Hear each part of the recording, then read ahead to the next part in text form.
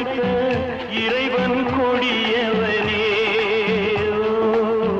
இறைவன் கொடியவனே.